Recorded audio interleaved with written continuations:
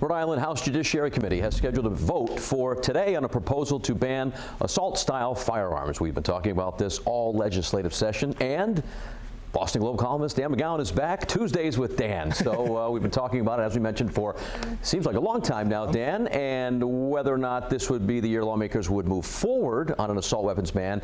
Now it's here. What do you think is going to happen this time around? Well, the outcome this week isn't in doubt at all. The House Judiciary Committee today will take it up. There's no question they're going to pass it, and could pass as soon as Thursday out of the House. Everything is dependent on what's going to happen on the Senate side. And, you know, this has been the thing we've been talking about for months. Now, we've had the big transition, obviously, Senate President Ruggiero passing away. And so now all eyes are on Senate President Val Lawson to whether or not she can actually get this through that chamber.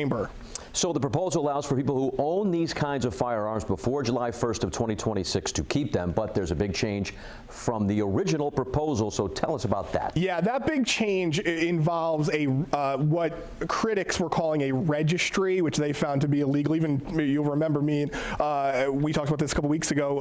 House Speaker Shekarchi even had some questions about this idea of if you own one of these weapons, you can keep it, but you have to register it with your police department. Now that has been stripped from the legislation. So if you own an assault-style firearm as of July 1st, 2026, so next year, you can keep it no matter what without having to register it.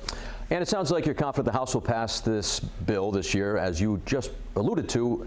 You know, the passing of former Senate President Dominic Ruggiero could play a factor in this, right? Because he seemed to be leaning in favor of it. Yeah, he was leaning towards it, which was a big change from the past. Now, Senate President Lawson absolutely supports this, but the question is, you've got a majority leader, Frank Chacon, very supportive of gun rights, so he's against this bill.